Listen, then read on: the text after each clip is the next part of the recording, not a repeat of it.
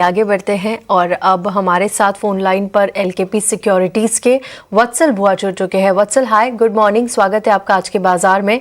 मैं तृप्ति बात कर रही हूं और सबसे पहले आपसे मार्केट सेटअप ही जानना चाहेंगे। देखिए, कल का बाजार जो था, शुरुआत थोड़ी कमजोर हुई, फिर डेज हाई पे भी बाजार गया, लेकिन फ्लैट क्लोजिंग यहाँ पर दिखी है। निफ्टी करीब 67 अंक की तेजी के साथ 25,935 पर बंद हुआ है। बैंक निफ्टी 42 अंक गिरकर 60,626 की बैंक निफ्टी की क्लोजिंग थी। लेकिन आज देखिए, यूएस में भी अहम आंकड़े आने वाले हैं और गिफ्ट निफ्टी भी यहाँ पर पॉजिटिव संकेत ही दे रहा है। ओवरऑल आप किस तरह से देख रहे हैं आज बाजार का सेटअप और कौन से लेवल्स आप देख रहे हैं निफ्टी और बैंक निफ्टी के लिए? जी, अगर मैं ओवरऑल मार्केट की बात करूं, निफ्टी की बात करूं, तो ओवरऑल मार्केट में मुझे स्ट्रेंथ बिल्डअप होती हुई दिख रही है।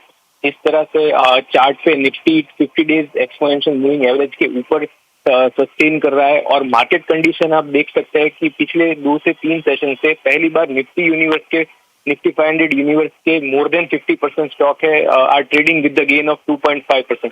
तो हमें मार्केट कंडीशन इंप्रूव होती हुई दिख रही है। निफ्टी में भी हमें स्ट्रेंथ बिल्डअप दिख रहा है। आज निफ्टी 26,000 जो एक स्ट्राइक प्राइस है, जहां पे सबसे ज्यादा शॉर्ट्स सिस्टम में मार्केट में ऐड हुए हैं, तो आज निफ्टी उस स्ट्राइक प्राइस, उस लेवल को चैलेंज करेगा। तो आज अगर निफ्टी 26,000 के लेवल के ऊपर as indicated by gift Nifty खुलता है, तो फिर मुझे लगता है कि यहाँ से एक शॉर्ट कवरिंग सेशन हमें देखने को मिल सकता है निफ्टी में, और in upcoming 2 to 3 sessions Nifty 26,200 को भी हिट कर सकता है। तो फिलहाल जब तक निफ्टी 25,800 के ऊपर सस्टेन करता है, तब तक एक बुलिश बायसनेस के साथ, बाय ऑन डिप स्ट्रेटजी के साथ निफ्टी में ट्रेड करना चाहिए।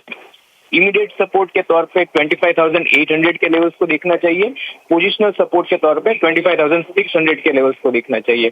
ऊपर मुझे लगता है कि निफ्टी 26,200 को भी टेस्ट कर सकता है। तो फिलहाल 26,150, 26,200 एक रेजिस्टेंस जोन की तरह काम करेगा। 25,800 एक सपोर्ट जोन की तरह काम करेगा। तो 25,800 से 26,200 ये एक रेंज रह सकती है मार्केट में विथ बुलिश अंडरटोन। ठीक है, यहाँ पर 25,800 से 26,000 और 1-2 दिनों में 26,200 तक के लेवल भी यहाँ पर निफ्टी टेस्ट कर सकता है। तो आप भी एक पॉजिटिव सेटअप यहाँ निफ्टी और बैंक निफ्टी के लिए देख रहे हैं। लेकिन आज के ट्रेडिंग सेशन के लिए कोई रिकमेंडेशन आपकी तरफ से? मुझे एक सेक्टर है जो काफी अच्छा लग रहा है after budget and after trading, तो वो है ऑटो एंसेलरी। तो ऑटो एंसेलरी से मेरा एक स्टॉक रहेगा सोनाकॉम। ये स्टॉक मैंने पहले भी दिया था, टारगेट हिट हो चुका है, पर अभी भी मुझे लगता है कि यहाँ से जो तेजी है वो एक्सटेंड हो सकती है। स्टॉक में एक ट्रेंड एस्टेब्लिश हो सकता है। तो स्टॉक को 530 पे आप बाय कर सकते हैं।